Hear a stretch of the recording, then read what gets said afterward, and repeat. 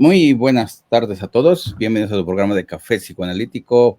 Hoy viernes de café, con un tema nuevo y un autor nuevo. Pero bueno, así un programa completo de Luis Horsten, creo que no lo habíamos tratado, pero un autor fundamental a nivel del psicoanálisis mundial y argentino, pues a fin de cuentas, ya todos lo conocemos, y que tiene una buena teoría, una gran teoría con respecto a TLP, a trastornos límite de la personalidad, depresión.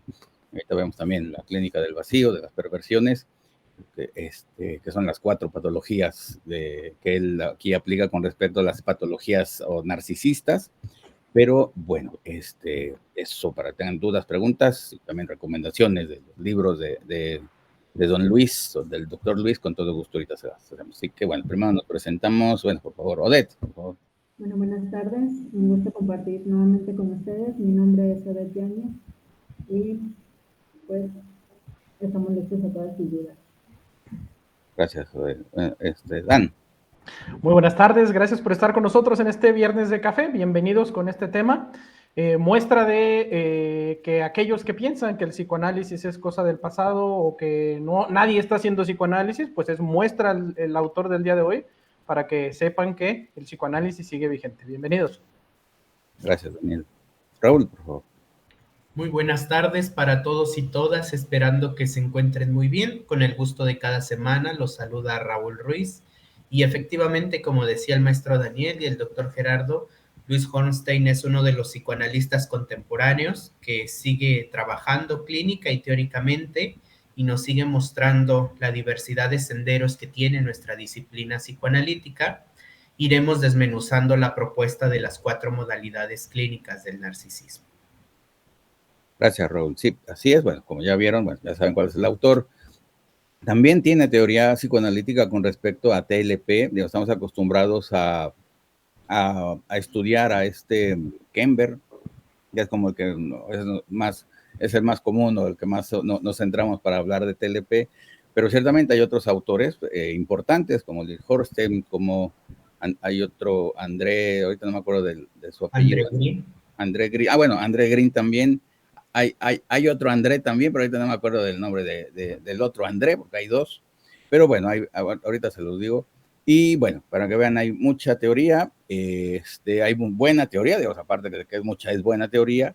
Y explica, digamos, de esta manera, desde la teoría del narcisismo, bueno, que podría ser freudiano o a nivel del psicoanálisis, cómo se puede explicar lo que es la clínica del TLP, el trastorno límite, o bueno, el border, o el paciente fronterizo, y por eso mismo, bueno, la importancia de saber y de conocer este autor y lo que dice, diferente, digamos, ciertamente tiene que serlo así, diferente a lo que estamos acostumbrados a otros autores, y que explica muy bien mucho de la sintomatología y de la estructura border con respecto, bueno, tanto al yo como a su sintomatología así en general.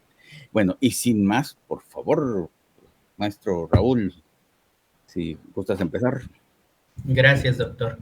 Pues sí, definitivamente Luis Hornstein tiene estos aciertos de entretejer críticamente los aportes de diversas clínicas, la clínica lacaniana, la clínica kleiniana, la clínica freudiana, para esbozar una propuesta novedosa, pero sobre todo crítica, reflexiva y subjetivamente vívida, puesto que, como mencionaba hace unos momentos, es uno de los psicoanalistas contemporáneos que sigue vigentes ejerciendo la clínica y compartiéndonos la teoría.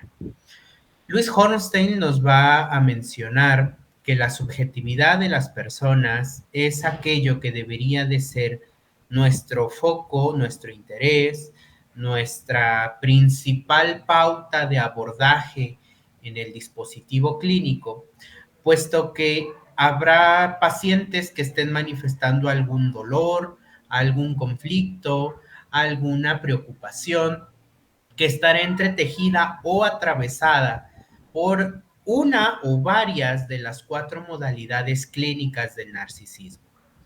Él nos menciona que van a ser la consistencia del yo, el valor del yo, las inhibiciones yoicas y el desconocimiento de la alteridad, las 4 formas en las que podremos ver al narcisismo de manera trófica, pero pues también de manera patológica.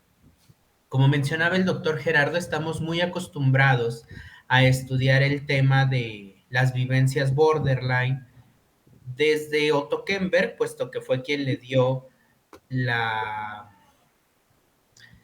pues el empuje, digámosle así, o la sostencia para que fuera considerada la 4ª estructura psíquica o de conformación anímica.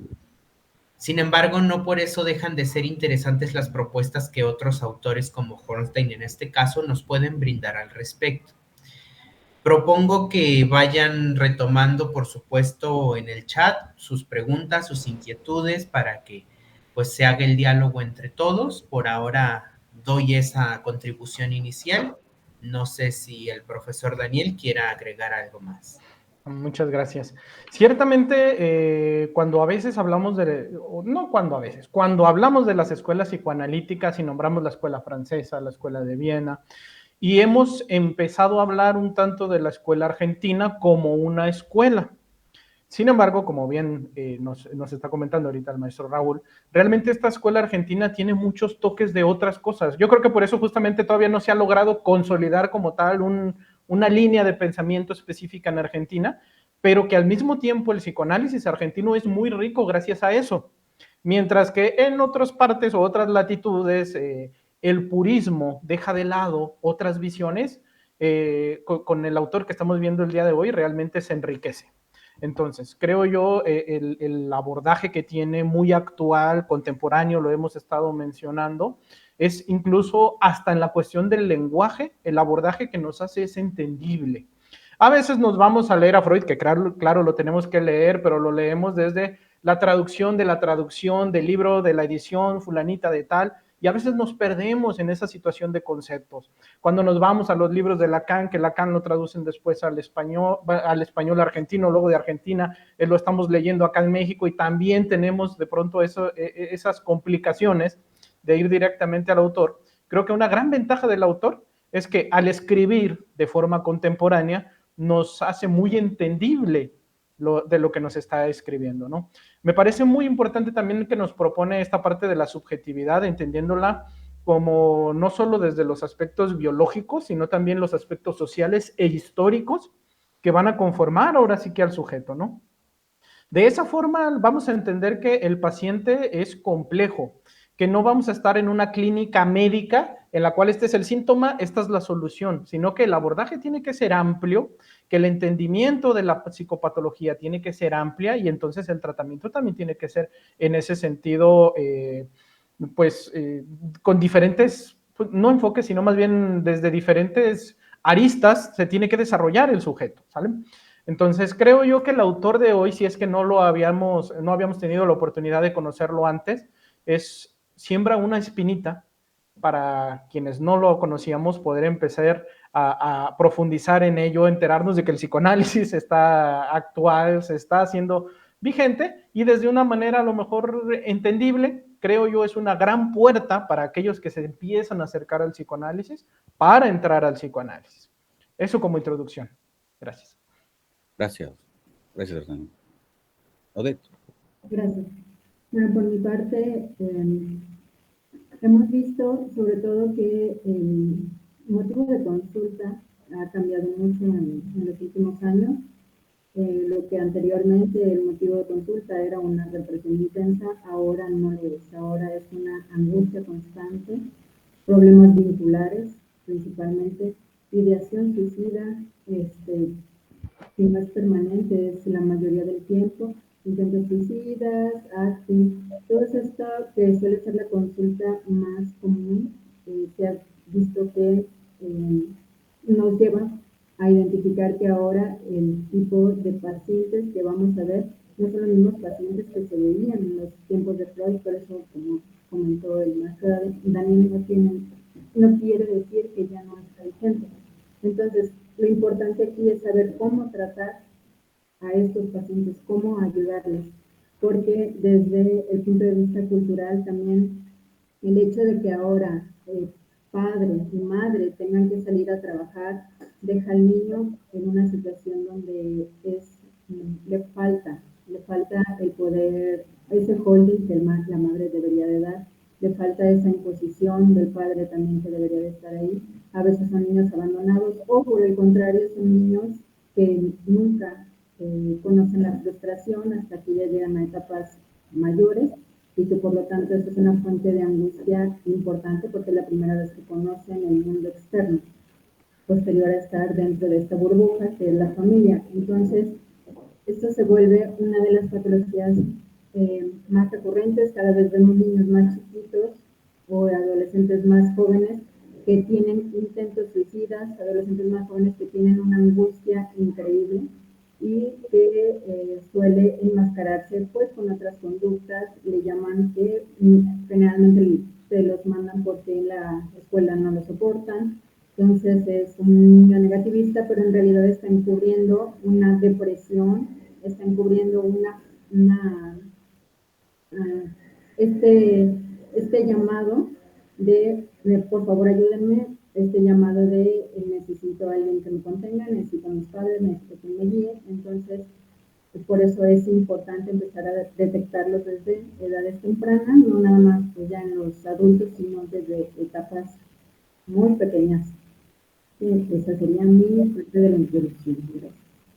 Gracias. Muy bien, bueno, el otro autor que habla de TLP es un francés, se llama Jacques André, se me olvidó el Jacques, quién sabe por qué, es tan fácil que es Jacques, bueno, el otro Jacques André. Entonces, esos tres. Bueno, muy bien. Con respecto a la sintomatología, ¿qué dice este Louis Horsten con respecto a los pacientes border? Y que, bueno, los centra más a lo que es con respecto a la instancia yoica. Y bueno, ahí, vamos viendo uno por uno. Dice, estos pacientes prevalece un yo frágil, aballazado por otras instancias, tanto puede ser el ello, la realidad o el super yo o los tres, pues al fin de cuentas pueden ser uno o dos o tres, los tres juntos, y ciertamente eso también va a traer problemas o la problemática o su sintomatología variada es por esto mismo de que bueno, hay tres objetos que lo están apabullando como tal, ¿no? Dice, se malogra un proceso identificatorio, bien sabemos que las identificaciones no son las mejores en un paciente border, y aparte que se van a agregar todas las demás traumas que hay a lo largo de la vida, ¿no? Duelos, traumas, enfermedades orgánicas, etc., etc., y bueno, fallas del objeto, ¿no? Bien sabemos, si falla el yo, va a fallar también los objetos como tal, entonces ni se va a poder usar bien el yo, ni se va a poder usar bien lo que son los objetos, en amplio sentido de la palabra, objetos, personas, etc., etc. ¿Y cuáles son sus deficiencias a nivel yoica o cuáles son las deficiencias del yo? Pues va a tener un mal funcionamiento del pensamiento, de la historización de la historia del propio paciente, la poca diferenciación con respecto al objeto fantaseado y el objeto real, que eso también es fundamental en la vida, saber qué es real, saber qué es fantasía, saber qué objetos son reales, saber qué objetos son idealizados y no corresponde a la realidad. Entonces, bueno, como bien sabemos, el paciente border va a confundir todos estos objetos, objeto real, objeto fantaseado y o idealizado como tal. Va a tener pasajes del principio de placer a principio de realidad, también algo que no sirve para la vida cotidiana, ciertamente le va a traer dificultades. La angustia, va a haber angustia traumática, ciertamente, y va a haber una mala tramitación de los afectos. Entonces, bueno, como vemos, empezamos mal, lo voy a poner así, con respecto a que son muchas deficiencias con respecto al yo. El yo no puede hacer el trabajo esperado. Digo, ¿para qué sirve el yo? Para que se pueda conectar al mundo exterior, a la realidad, y también se pueda conectar al mundo interior, y esto haga que haya una buena tramitación, tanto de ida, bueno, lo voy a poner de ida como de venida.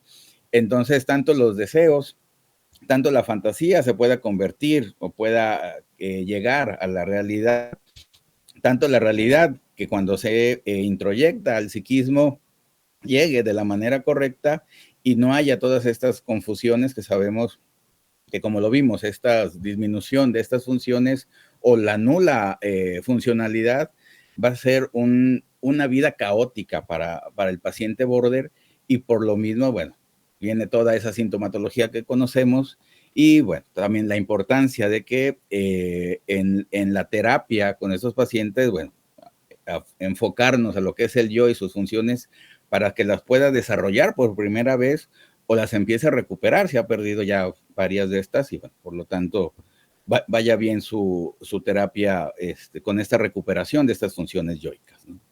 Raúl, por favor. Una de las complicaciones que encontramos al momento de trabajar con pacientes que tienen una organización límite es que propiamente pueden tener una polisintomatología altamente variada y volátil, contrario a lo que pasa, por ejemplo, con pacientes neuróticos. Con pacientes neuróticos tenemos obsesivos, tenemos histéricos, tenemos fóbicos, y si consideramos el depresivo masoquista de Kemberg, pues se une a los 4 primordiales. Pero en el espectro de la vivencia límite es mucho mayor, porque como ya hemos mencionado en otros programas, están los histriónicos, los ciclotímicos, los hipomaníacos, los esquizotípicos, los paranoides, los esquizoides.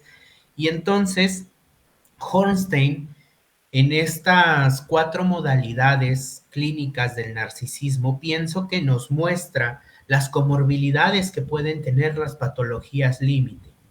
Es cierto que toma al paciente border como el paradigma principal de la primera modalidad, que es la falla en la consistencia del yo, pero pensemos, la segunda modalidad, que es sobre el valor del yo y que atañe a las depresiones, ya lo hemos comentado, también es un elemento comórbido en los pacientes border muy frecuentes.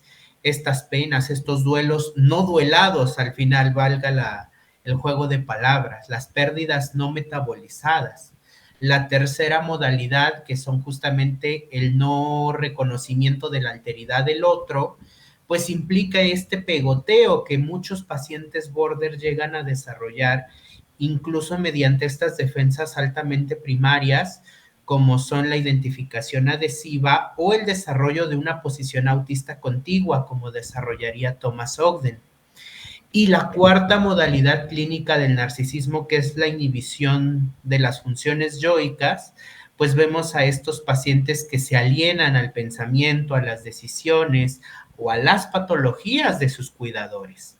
Pienso, por ejemplo, en este caso de las hermanas Papin, que se reconoce mucho por la cuestión psicótica que caracterizaba a Christine, pero Lea era más bien una personalidad límite tipo dependiente, que se pegoteaba a su hermana, y después de que fueron, pues ahora sí que identificadas como autoras del crimen en el que estuvieron implicadas con la familia Lancelin, a Lea la obligan a pasar 10 años forzados de trabajos comunitarios, y de ahí pasa a pegotearse con su madre, mientras que Christine, pues propiamente muere por todas estas cuestiones alucinógenas que de alguna manera estuvieron implicadas.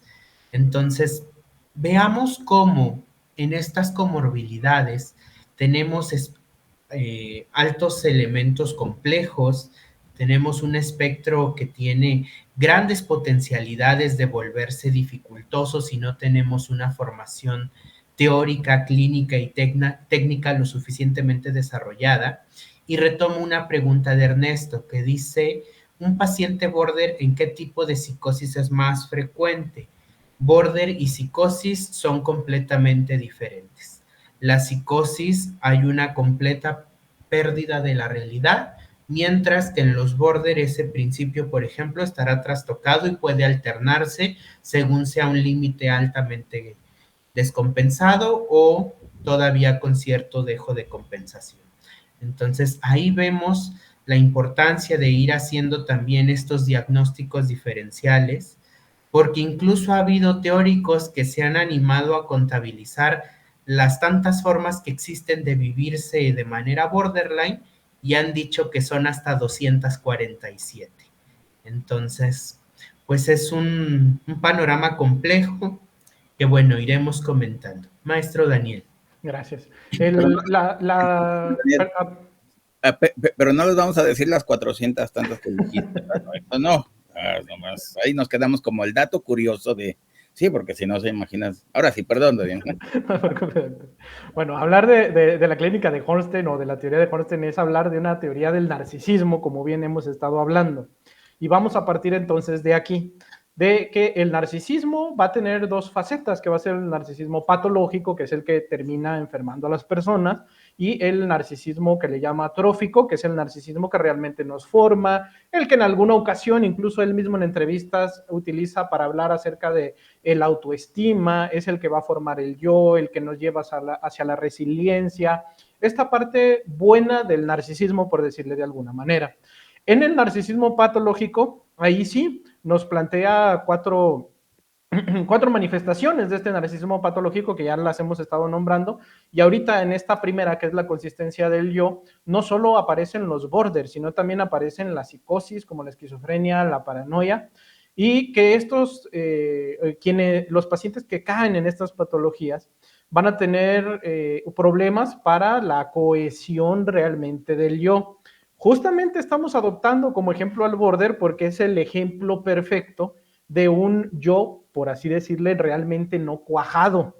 Por eso tiene estas múltiples facetas, tiene estas múltiples manifestaciones sintomáticas que de pronto a veces nos confunden y que si es psicótico, que si es perverso, o que hablábamos ya en programas anteriores, ¿no? También de lo necesario, como decía el maestro Raúl, de esta parte del diagnóstico diferencial. ¿Qué características de forma general podemos dar al paciente border? La primera es la inestabilidad emocional, relaciones interpersonales inestables, porque claro, si el yo no está estable, menos el contacto con el otro. Una autoimagen y sentido de realidad nuevamente inestable, esfuerzos desesperados por evitar el abandono, comportamientos impulsivos y autodestructivos, la sensación crónica del vacío, la aparición del aburrimiento, problemas con el control de la ira y las emociones, y la aparición de ideación paranoide y de síntomas disociativos. Si podemos ver, es una amplia gama, ¿no? Que vamos desde lo neurótico hasta lo psicótico, y entonces justamente por eso es que la complejidad de este paciente. Ahora, hablar de un narcisismo enfermo, muchas veces a lo que nos vamos es al narcisista. ¿Y qué es el narcisista? Esta persona súper presumida, esta persona en la cual es lo más maravilloso, con un delirio ahí megalómano. Hornstein nos dice, no necesariamente. Hablar de un narcisismo enfermo conlleva incluso a aquellas personas que no destacan en absolutamente nada. Llevándolo hacia lo social, un narcisismo enfermo nos podría hablar de estas personas que fallan en relacionarse con los demás, con pocos amigos, que podríamos reconocer de pronto como personas tímidas, que no necesariamente es que sean tímidos, no saben cómo relacionarse con los demás, o no se creen suficiente de pronto para conectarse con los demás. Estas personas de pronto que emprenden y que todos sus negocios salen mal, estas personas que inician relaciones y al mes ya rompieron y entonces ya llevan 4 divorcios. Entonces, hay que quitarnos esta idea de que narcisismo es la idea del perverso narcisista. Hay que hacer esta distinción hablando y desde la teoría y el postulado del autor del día de hoy, de Luis, para poderlo entender y no terminar de confundirnos con otras instancias. Un yo herido, un yo no conformado, evidentemente va a traer un sinfín de sintomatologías y de trastornos asociados. Hablar no solo del border, sino también de aquellas personas que tienen un yo no constituido, como decíamos, por ejemplo, en la psicosis, también, a pesar de que otros autores llamarían enfermedades narcisísticas, porque se considera que el paciente psicótico tiene un narcisismo tan grande que está solo su mundo es solo él, pues aquí las grandes diferencias, ¿no? Entre cantidad, calidad, hay que saberlo distinguir muy bien y abordar desde el autor del día de hoy. Entonces, esta cuestión clínica, ahora sí que si nos vamos a llevar a la práctica, la teoría de Hornstein, tenemos que llevarnos también lo subjetivo, el contexto, la historia e incluso hasta las situaciones ambientales que rodean al sujeto. La clínica de Hornstein aboga, si de por sí el psicoanálisis ya lo hace, esta clínica nos demanda ser todavía más específicos con el estudio de cada uno de estos casos. Recordando que, a pesar que ciertas circunstancias puedan llegar a ser igual entre dos individuos o más, realmente cada uno va a tener su propia interpretación del fenómeno y por lo tanto integrarlo a su yo de forma completamente diferente. Tenemos que visualizar cada caso como algo particular y el abordaje debe ser también de esa forma particular. Odette. Gracias. Bueno, continuando con este tema de la identidad o la consistencia del yo, pues ya lo mencionaron los doctores, en el caso de esta estructura, hablando de su narcisismo, entonces el yo no está completamente, digamos, formado, como decía Daniel, y entonces esto va a permitir que haya, múltiples situaciones que puedan llegar a ejecutar. Por ejemplo, como no hay una simbolización, no hay como un principio de realidad bien establecido, entonces pasa el principio de placer y suelen cometer actos impulsivos. ¿Qué son estos actos impulsivos? Van desde las autolesiones, puede ser consumo de sustancias, la promiscuidad, todo lo que sea relacionado con que puede llegar a dañar a sí mismo o que puede dañar al otro. Varios comportamientos autodestructivos. Entonces, ¿qué evoca que se den estos comportamientos? La angustia masiva. Este es el punto central de los borders, que tienen esta angustia que está constante, la angustia de lo que no tuvieron. Entonces, una madre que no fue suficientemente buena, por así llamarlo, hablando de Winnicott, entonces les genera que en el momento de querer relacionarse o de romper una relación, se presente esta angustia que se siente como desestructurante. Estas personas tienden a ser miméticas con los demás. Quiere decir que dependiendo de con quién estén, van a adoptar pues su forma de vestir, su forma de hablar, sus gustos, y esto es porque no tienen una identidad bien establecida. El yo, según este autor, está descentralizado. Quiere decir que no tiene bien fijos su identidad, y entonces es como si estuviera flotando en la nada y de cualquier cosa se puede agarrar. Pero precisamente al agarrarse de cualquier cosa, las heridas suelen ser mayores y por lo tanto son muy susceptibles también a las heridas narcisistas. Todo lo que no vaya acorde a lo que ellos creen, todo lo que no vaya acorde a lo que esperan de los demás puede generar, como comenta Luis Hornstein, una hemorragia narcisista, que es lo que los puede llevar a que cometan un acto autodestructivo o que vayan a la consulta en los mejores casos. Entonces, aquí hay que, ¿qué es lo que vamos a hacer con estos pacientes? Pues brindar aquello que no tuvieron, pero no lo suficientemente intrusivo como para que rechacen esta contención, vamos. Entonces, si hablamos, por ejemplo, de Winnicott, va a ser el cumplir la función paterna, el dar lo que no se dio y posteriormente ir frustrando para poder separarse de del terapeuta más que nada. Sin embargo, pues hay un riesgo de que haya una dependencia. Entonces, precisamente porque la estructura pues no da mucho, y podemos ver que nuestros pacientes que tienen estas características pueden fluctuar entre momentos en que se sientan muy bien, así se sientan muy mal, incluso dentro de la misma sesión, momentos megalómanos y luego en vacío, una tristeza profunda, y es lo que va a ser como lo más desafiante, por así llamarlo, en la terapia, porque parece como que van bien, y luego de repente ya no. Volvemos a lo mismo. Entonces hay que estar preparado para todo este tipo de cambios que vienen muy relacionados con esta falta de identidad, una falta de consistencia del yo, que no se dio en el momento en que tenía que darse, no hubo un holding adecuado o no hubo una interiorización, una internalización de los objetos completos, objetos totales, sino solamente objetos parciales, y por eso hay esta tendencia a la decisión, o todo bueno o todo malo. Y cuando se presenta lo todo malo, pues a huir, ¿no? Y cuando se presenta lo todo bueno, estar dependiente de ahí. Por eso ahí está también, presentan este miedo entre depender del otro, o sea, fusionarse con el otro, pero al mismo tiempo no quieren estar sin esta persona o sin este vínculo que es el que les está dando algo de estructura. Sí. Hasta ahí. No, sí, ok. Sí, bueno, la complejidad, al fin de cuentas, del paciente border como tal. Y para este Horsten, ¿cuál es la etiología del paciente Horsten? Digo, del paciente border.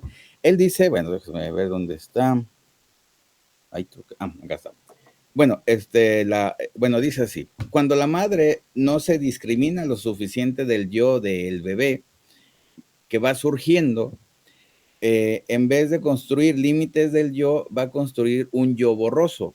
Entonces, este yo borroso sería el origen, bueno, la etiología de este paciente border, y por esa razón, digo, si estamos hablando de un yo borroso, vamos a hablar de todo el funcionamiento borroso, pues el mal funcionamiento, también un funcionamiento borroso, lo voy a poner así, con respecto a todo lo que conlleva esto, ¿no? La madre no hace esa buena función y por lo tanto va a crear este yo borroso en el niño, y el problema es que se lo va a quedar por mucho tiempo, si no es que por toda la vida, ¿no? Ciertamente, bueno, tanto como dice Horsten, como dicen los otros autores, en terapia el paciente tiene la posibilidad de completar todos los procesos que le hacen falta o que le hicieron falta a lo largo de su historia, de su infancia, etc. Entonces es ahí hasta que puede recuperar todas esas funciones, y por lo tanto, bueno, ahí ya puede otra vez cambiar ese yo borroso a un yo, bueno, funcional, a un yo adecuado, a un yo funcionalmente neurótico, para que pueda llevarse bien con el mundo y con su mundo interior y con su mundo exterior. Y por este yo borroso y el problema con la madre es que va a tener o se va a ir de las relaciones funcionales a las relaciones de aislamiento. Entonces, esta parte de que cuando se siente amenazado de que le van a quitar el poco yo que tiene o se lo van a borrar, pues todavía más, ¿verdad? A fin de cuentas, se va a alejar de las personas, ¿no? O cuando ese yo se está tambaleando o quiere tener un mejor funcionamiento, se va a fusionar con la persona y para que le haga un yo más, más fuerte, ¿no? Entonces, algo característico que sabemos a nivel del vínculo y de los objetos del yo es esta parte de fusionarse y o abandonar, ¿no? O alejarse completamente. Entonces, bueno, digamos, eso, el problema es que no hay puntos medios, ¿no? El problema es o es totalmente fusional, como lo decían en el ejemplo de las hermanas Papin, de que Lea se fusiona completamente, bueno, con Christine, con su mamá, cuando muere su mamá, pues con su tía materna. Entonces, bueno, pues ahí está y se fusiona y ella es feliz fusionada, pues lo voy a poner así. Bueno, la contraparte, quién sabe si sea feliz o no, pero bueno, por lo menos ella sí. Entonces, bueno, esa es la parte que vamos a ver muy frecuentemente con los pacientes borders a nivel de sus vínculos, que van a ser característicos estas dos formas de relacionarse con los objetos o con las personas, y toda la problemática, por supuesto, que va a aparecer por irse a los dos extremos como tal, ¿no? Así que, bueno, Raúl, por favor, invítanos al diplomado. Muy bien. Tenemos esta nueva oferta académica en Unifreud, que es sobre el trastorno límite de la personalidad, un diplomado que va a iniciar el próximo mes de julio. Específicamente, iniciamos el día 11, son los días jueves, y las asesorías son cada 15 días.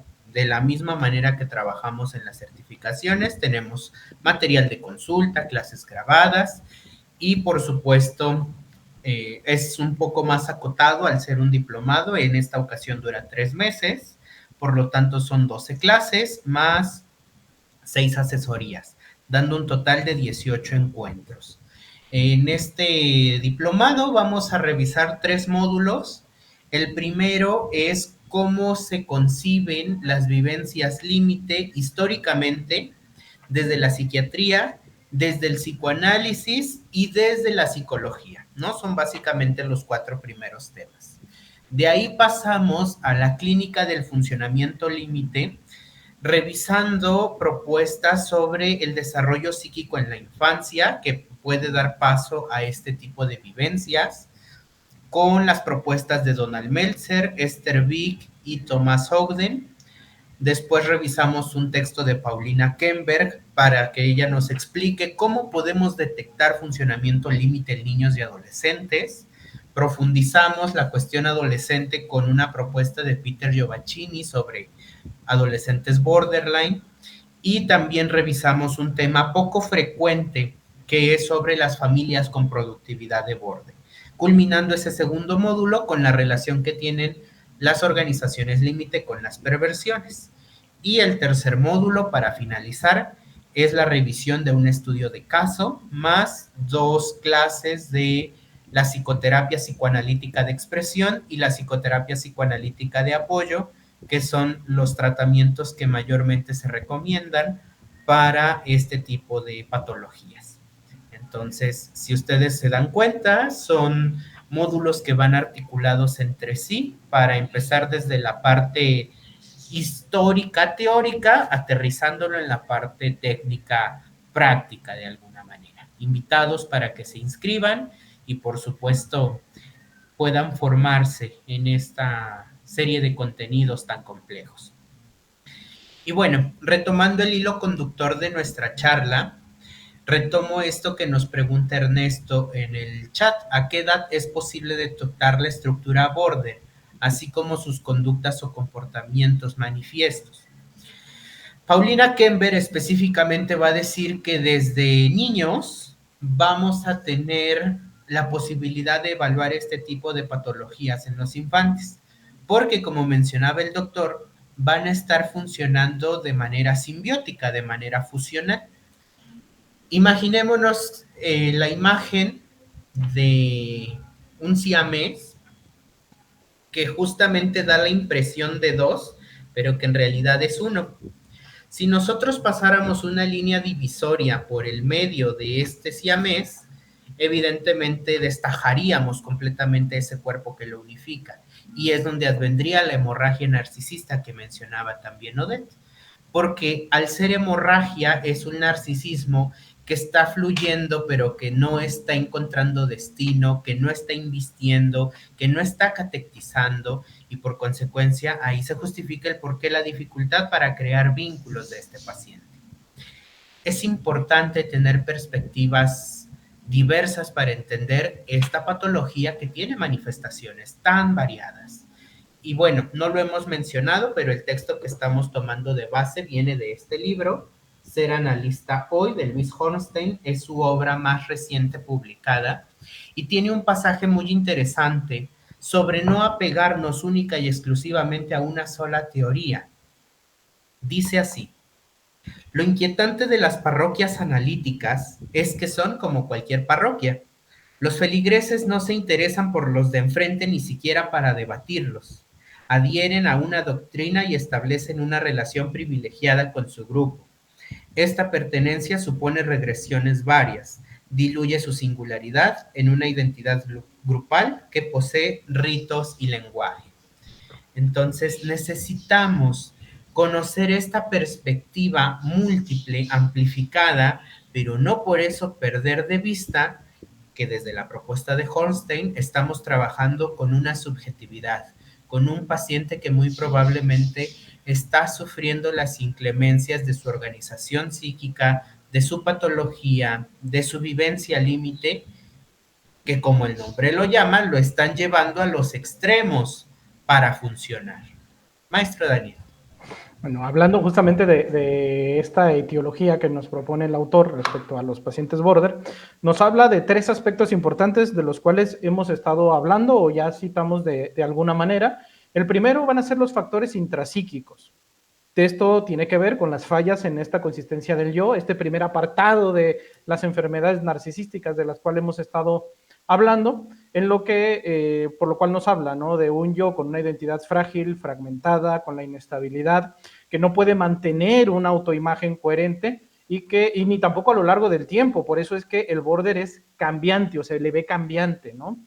La segunda instancia van a ser los factores interpersonales que tienen que ver, como el mismo nombre lo dice, en el vínculo con los otros, entre ellos el que ya citaba el doctor Gerardo, de esta madre de pronto disfuncional, de una madre que no realiza un buen un buen sostenimiento, diría otra corriente, ¿no? Acerca de el bebé, y que esto se traduce desde las negligencias, del abuso, del abandono, de un ambiente poco estimulado emocionalmente por parte de los padres, principalmente de la madre como primer cuidador. Y en tercer punto, que les decía que a mí me llama mucho la atención de este autor, que nos hable de los factores sociohistóricos, de las influencias culturales y mediáticas, hablando de la contemporaneidad, nos habla de esto que es bien importante, que son los medios de comunicación. Cómo no es extraño, no es casualidad que en el mundo actual, en el cual todos tenemos a la mano un dispositivo en el cual ya vemos lo que queramos en el mundo porque tenemos el internet, de pronto aparezcan en mayor cantidad ciertas patologías. Y es porque los medios masivos de comunicación nos están llevando o nos demandan el cumplimiento de cosas que muchas veces no podemos lograr. Digamos que si yo no he logrado ni siquiera integrar mi yo, ¿cómo voy a lograr tener esta casa, estos viajes, este dinero, estas novias o novios, parejas hermosos, bonitos, cuando ni yo puedo estar bien, ¿no?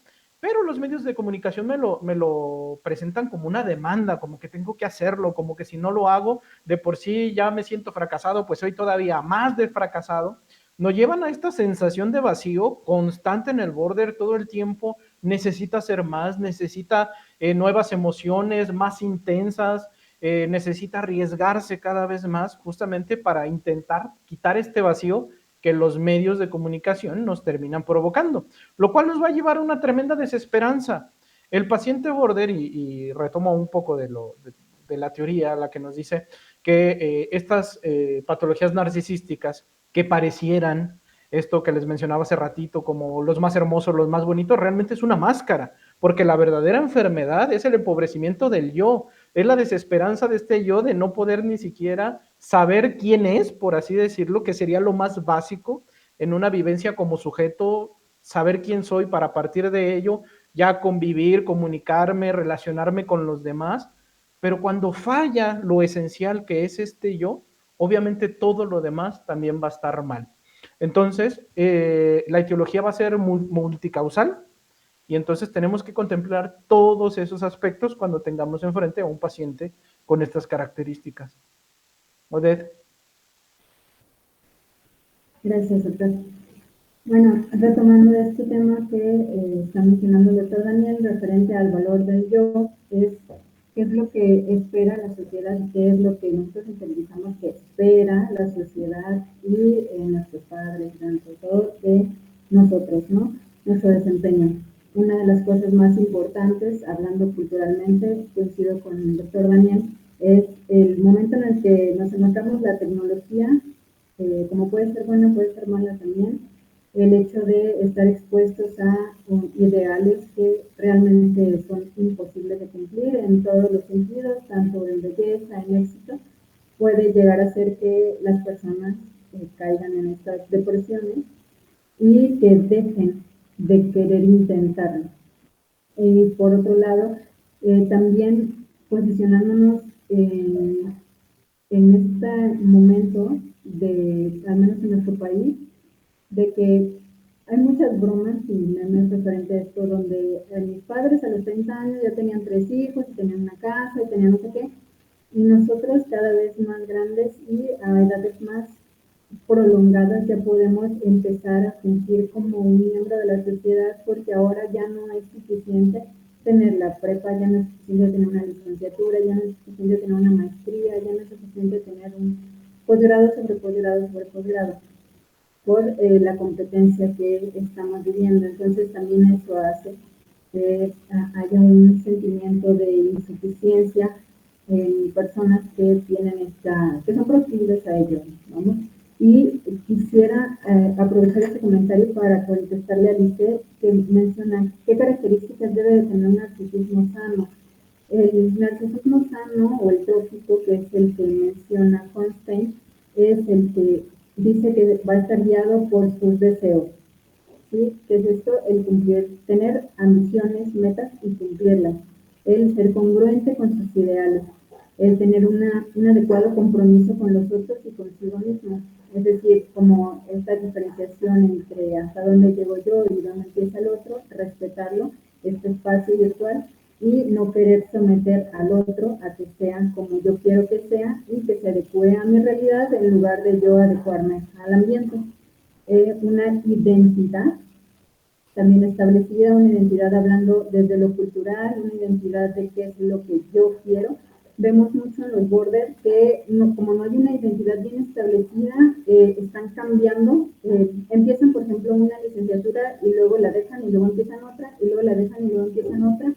Lo mismo que sucede en sus relaciones, ¿no? Empiezan una y luego van otra y luego otra, y es porque precisamente no tienen esta identidad bien establecida, o incluso en las religiones, ¿no? Que prueban una religión y luego prueban otra religión, o los políticos, y de todo estamos hablando de una falta de identidad. Claro que no nos referimos que la identidad debe de ser fija e incambiable y que desde que naces ya te identificaste con esto y al final no, sino que es algo que está en continuo movimiento y que también debe de permitir el paso, o sea, el duelo de dejar una identidad para poder pasar a la que sigue. Y por último, una autoestima adecuada, que viene relacionada con el valor del yo, qué es lo que me estoy planteando, si lo estoy cumpliendo y que sean metas que sean accesibles y reales. Y también como por parte de los padres, aquí cabría el no imponer en los hijos nuestros propios deseos, ya que a final de cuentas eso les generaría esta falta de poder, de valor del yo, imponiéndoles un ideal del yo que no les pertenece, con el que no se están identificando. Entonces eso también lleva a un sufrimiento y es muchas veces la causa de consulta. Mis padres quieren que yo sea como ellos, un médico, y yo no quiero ser médico, pero me están imponiendo que lo sea. Y entonces viene esta depresión, ya nada más lo sacan por sacarlo, pero realmente, o finalmente lo abandonan, o empiezan a faltar, empiezan los semestres, y entonces es algo que también empezamos a ver muy recurrentemente. Entonces, como padres, el ojo de no querer imponer nuestros propios deseos en el hijo, lo que no fuimos o lo que somos y que queremos que a fuerzas persista porque no tenemos la capacidad de afrontar el que no dejemos algo, o sea, transgeneracional, que se esté repitiendo constantemente. Gracias. Bueno, saludos a Eric y a José Luis allá en Radio Morilla, casi nos despedimos de allá y de aquí, saludos. Así que, bueno, antes de terminar, me gustaría verla, ya estamos en tiempo, bueno, todavía falta poquito. La segunda modalidad que dice Horsten, que es con respecto al valor del yo y que tiene que ver con la depresión, que también se une a fin de cuentas con el TLP. ¿De qué sufre el paciente border?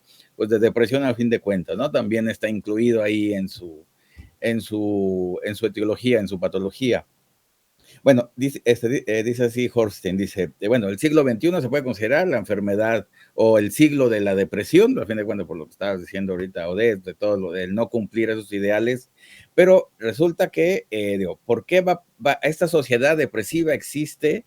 Dice, es producto del estrés, del hastío, de la falta de ideales de la sociedad y de la sociedad, a fin de cuentas, y como tres cosas específicas de la soledad y del aislamiento también, aunque somos la generación más conectada a nivel de, bueno, de todo, ¿no? De todos los dispositivos aquí en internet, todos ustedes ya saben, también es la sociedad más aislada del mundo y sola del mundo también. Entonces hay una gran contradicción ahí de que dices, bueno, algo está fallando, de que se está cumpliendo unas cosas, pero se está incrementando otra patología. Y bueno, también algo importante con respecto a la depresión, de que estamos acostumbrados a una depresión mayor con síntomas de tristeza, de todo lo que sabemos que es la depresión, pero también puede haber como características que en personas que una cosa es lo que aparentan, otra cosa es su depresión interior, lo voy a poner de esa manera, que no va a coincidir con su expresión o su careta a nivel social o su vida social, sea, bueno, lo pongo aquí como dice, ¿no? Dice, la persona puede ser amada por su familia, por su pareja, por sus amigos, pero no amarse a sí mismo y sentirse como alguien insignificante, ¿no? Estamos hablando de depresión como tal. Otra variante es proyectar una imagen de seguridad y aplomo que engaña a todo mundo, pero interiormente la persona tiembla por sus inseguridades y su insuficiencia, ¿no? Estamos hablando ahí de una depresión insípida, al fin de cuentas, de que, bueno, ahí hay problemas porque no coincide la imagen interna con la imagen externa.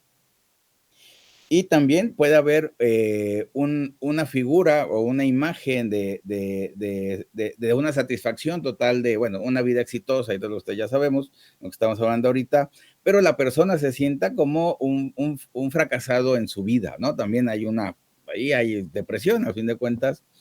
Y por último, bueno, y que también, digo, esta persona que puede tener muchos logros a nivel exterior, pero se sienta que no ha conseguido nada, que padece un sentimiento de fraude o de vacío interno, o que lo sienta así, aunque haya tenido o haya cumplido todas las expectativas actuales o del mundo, o de la familia, o de la pareja, todo lo que ustedes quieran, y resulta que interiormente, bueno, psíquicamente, o en su fantasía se siente todo lo contrario.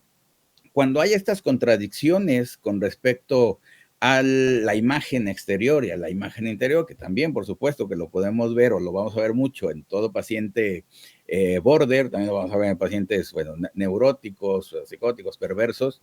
Entonces, bueno, estamos hablando ciertamente de una patología depresiva en una variante que quizás a veces no consideramos, porque todas las personas que vemos, bueno, en la pantalla, tanto sea a nivel del cine o de la tele, o digamos, el famoso caso de Robin Williams, ¿no?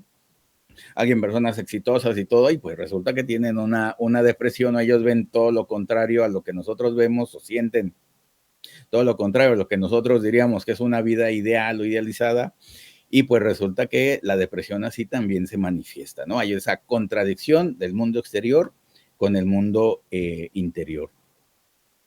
Raúl, por favor. Y en esta relación que existe también con la tercera modalidad, que tiene que ver con el desconocimiento de la alteridad, va a decir Hornstein: la no discriminación entre objeto fantaseado y real se va a deber a que el objeto suple fallas estructurales.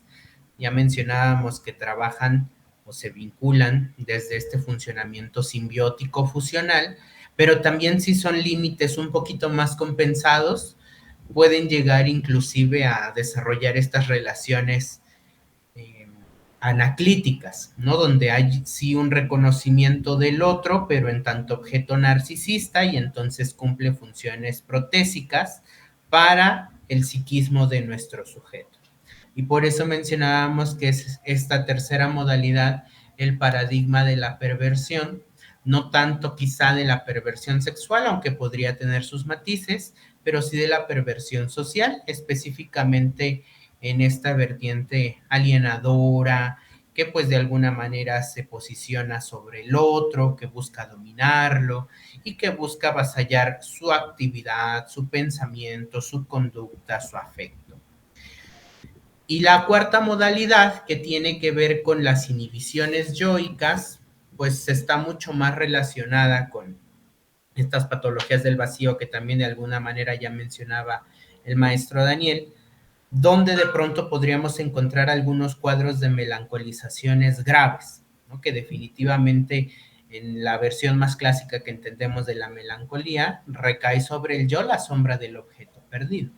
Así que una película clave para poder ver estas modalidades es justamente la de Melancolía, protagonizada por Kirsten Dunst. Entonces, pues ahí está la recomendación también para este fin de semana. Maestra Daniel. Gracias. Que justamente en estas patologías o patologías asociadas con esta clínica del vacío, que es esta cuarta fase del narcisismo patológico, vamos a ver que esta sensación de vacío y desesperanza va a intentar el sujeto en muchas ocasiones quitársela de encima, y pasamos entonces, y mucho ojo aquí, a los episodios maníacos, que a veces creemos, ¿no? Si no somos expertos o no somos leídos en el tema, creemos que la manía es lo contrario a la depresión o a la melancolía, y sabemos que realmente no. Solo es el intento de sacudirse de encima, es cuando llegan estos episodios de alta actividad, de decir, pues ahorita rápido me quito la depresión de encima, pero la verdad es que la depresión sigue ahí. Entonces, no confundirnos y no dejarnos ir también por estos episodios de alta actividad, porque el maníaco sigue estando melancólico, sigue estando deprimido. Así que ojo con estos vacíos que luego intentamos llenar con dependencias, droga, adicción, alcohol, con relaciones sin sentido con otras personas o relaciones de alta peligrosidad. Hay que tener cuidado entonces con eso también. Odette. Gracias. Sí, bueno, agregando a esta parte de la alteridad, es una de las características, así como mencionaba el doctor Raúl, el hecho de que no haya una identidad, bueno, más bien, que no haya una identificación del otro, se usa al otro, se le da una función, y si esta función no se está cumpliendo, entonces se detecta. Entonces, que también es una de las características del perverso. Y bueno, esta falla de identidad, de reconocer la alteridad, pues viene desde que no hay esta separación, como nos comentaba el doctor Gerardo, hay una simbiosis, no hay esta separación entre mamá e hijo, y entonces pues no se está reconociendo como tal al otro. Y se cree que bueno, vienen con un sentimiento de autosuficiencia, pero cuando se dan cuenta de que no son autosuficientes, que no se da esta omnipotencia, también esta ayuda narcisista suele afectarles de manera importante. Y las inhibiciones yoicas, bueno, es muy característico una tendencia a la pulsión de muerte, todo lo que sea destructivo, todo lo que sea autolesivo, y también tiene que ver con el desinvestimiento de los objetos, es decir, no poner la energía en el otro o en nosotros mismos, ¿no? No hay proyectos, no hay canales suplementarios activados, entonces esto lleva a la retracción hacia sí mismo, pero digamos que la energía se queda ahí, se está utilizando, pero en realidad como una manera, digamos, patológica o en síntomas que nos señalaría enfermedad. Gracias. Y bueno, ya estamos al finales. Bueno, bueno, saludos a Ernesto Medina, Arely Jiménez, Lisette Jocelyn, bueno, Ernesto Medina, Aide García, Cristina Reyes, Lisette Méndez, Ernesto Medina. Pues sí, puede, la última pregunta de que si pueden 3 hijos ser border o solo uno, pues sí, se puede dar. Si los padres siguen teniendo el mismo comportamiento, van a ser los 3. Si no cambian, pues, bueno, si nomás lo hicieron con uno y luego cambiaron, pues ya se salvaron los otros 2. Así que bueno, ese es el problema con ese tipo de familias, como bien lo dijeron. Bueno, pues ya llegamos al final. Muchas gracias a todos y cada uno de ustedes. Bueno, nos despedimos rápidamente. Raúl, por favor. Muchas gracias a todos por acompañarnos. Por supuesto que reitero la invitación a que se inscriban al diplomado. Los espero en el aula virtual. Próximo inicio, jueves 11 de julio de 7 a 9 de la noche. Muchas gracias por su atención. Se despide Raúl Ruiz con el gusto de siempre. Daniel. Gracias por habernos acompañado en esta tarde de café. Los esperamos el próximo viernes. Que estén muy bien. Gracias. Bueno, gracias por acompañarnos y pues yo también les invito al diplomado del doctor Raúl, ya que es una patología que vamos a estar viendo cada vez más frecuente, que se está gestando cada vez más en la sociedad por, ya habíamos dicho, el tipo de cultura que estamos manejando o la función de los padres, como está haciendo actualmente. Entonces, muy importante conocer sus características y conocer al menos cómo tratar de intervenir con ellos para mejorar y ayudarlos. Gracias. Gracias. Sí, como bien lo dices, este siglo no solamente es de depresión, también es de TLP, así que pues, hay que saber de ello, porque la mitad de los pacientes van a tener estas 2 patologías, si no es que las 2 patologías de un solo paciente se van a ver pues juntas ahí como tal, ahí con la complicación de la complicación. Así que bueno, muchas gracias a todos y cada uno de ustedes, cuídense mucho, en las redes sociales ahí están, la página de Unifreud también para que vean las novedades que tenemos para ustedes. Un gusto, diviértanse ahí como puedan, sanamente, claro está, por supuesto. principio, digo, como principio de realidad y posición de vida, por supuesto. Así que, bueno, muchas gracias a todos, un abrazo, los queremos mucho, cuídense mucho y aquí nos vemos el siguiente viernes con un tema interesante que les va a gustar, que han pedido mucho, ya se están ahí agendando los programas para lo que nos están pidiendo, así que van a ver que les van a gustar las casi sorpresas, porque pues ya, pero bueno ya. Gracias Raúl, gracias Odette, gracias Daniel, cuídense mucho, que tengan un buen fin de semana y nos vemos aquí la siguiente y invitados al diplomado de TLP. Gracias y hasta luego. Que tengan un buen día.